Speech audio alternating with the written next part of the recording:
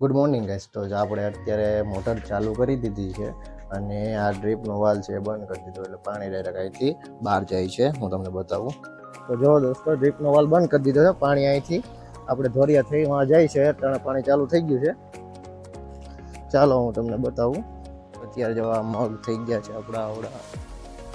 આ મારી બેઠક છે ને અહીંથી અત્યારે આપણે પાણી પીવાનું બાકી છે.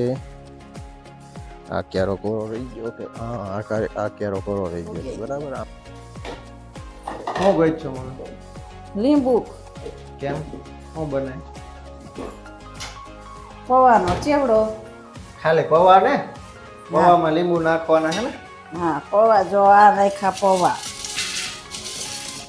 જો આ લીંબુ નાખ્યું એક, હા પછી મીઠું નાખ્યું, હિંગ નમક નાખ્યું, પછી ચટણી નાખી, પછી આ દળેલું જીરું બરાબર.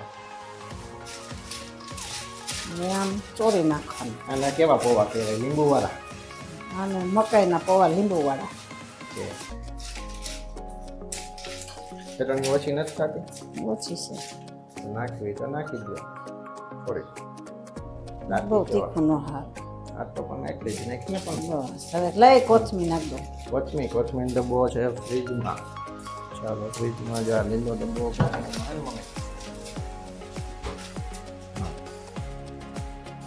ખોલ દો.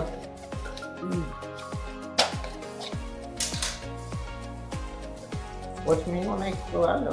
બસ હવે નાખમાં ઘણું. હવે આ ચાખી જો કેમ છે ટેસ્ટ. લાવો.